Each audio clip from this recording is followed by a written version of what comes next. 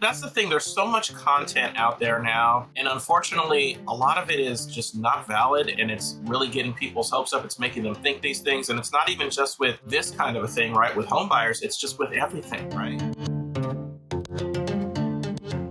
Right? Can we watch another video? Yes. I got another video for y'all. Don't buy a house with a high 8% interest rate. Instead, do this. Hey, honey, let's buy this house. It's only $600,000. $600,000 house and an 8% interest rate is going to cost us almost $400 a month. Wait, guys, stop. But we really need to buy a house. We have no other option except to buy with high interest rates. No, there is another option. Most people don't know this, but most government-backed loans are assumable. Assumable, what does that mean? It means that the buyer can assume loan terms, which means if the seller has a 3% 30-year mortgage lock rate, you can then assume it, aka take over the loan terms. Whoa, and I just checked and this works for FHA, VA, and USDA loans. Sir, and at a 3% rate with a $600,000 loan, the monthly payment is less than $3,000 versus that $4,400 with an 8% rate. It's over $1,500 a month in savings. You, sir, just saved me money. Can you fill in the rest and something my he goodness. forgot to share?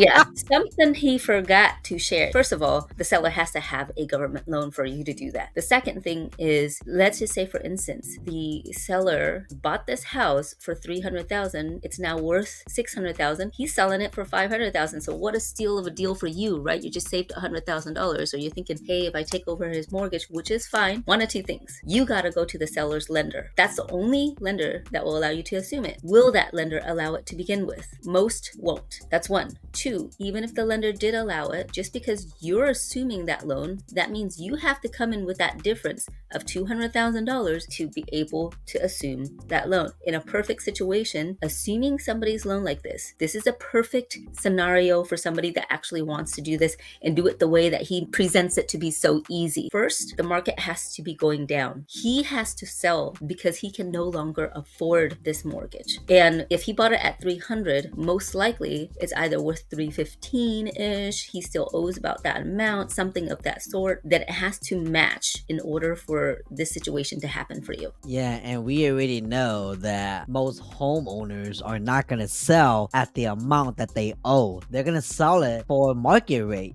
so that's the most important fact that he left out.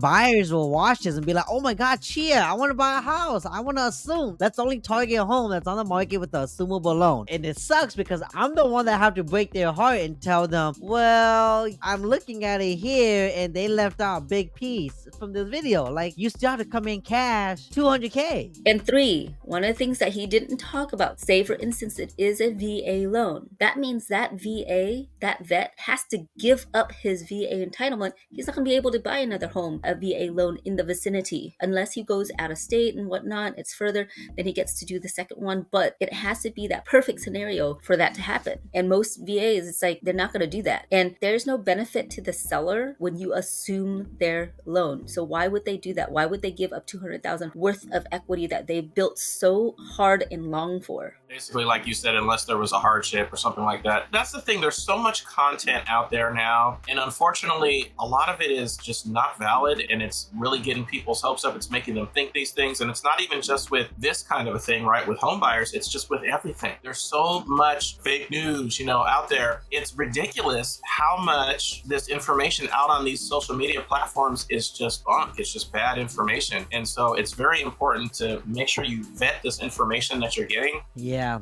don't just consume information like this and just think that it's like this across the board. There's a lot of information that gets missed. So you gotta take it with a grain of salt and really talk to your actual loan officer or realtor that you're working with and confirm it if it's actually accurate for what you're trying to do, because most of the time it's probably not going to be accurate. And you got to ask yourself too, because like when the market turns and everything like that, if the market actually turns and let's just say home prices fall like they did in 2008 and this is the perfect situation, it's like, okay, all right, Mr. Seller, you bought this house for $300,000, you still owe $280,000 on it. I'll buy it for $300,000. I'll put in that $20,000, sure. But if the home prices are dropping like hotcakes like this, would you really want to buy it and assume that loan, that $280,000 loan, to get a 2% interest rate? Or Or would you wait a little bit longer to see what the market is doing? Now that house is worth 225. Which one would you rather do? Would you rather get it right now, 280 left, and get that interest rate for 2%, or wait for it to go down to 250, 220, 200, 150 and get it at the 8%?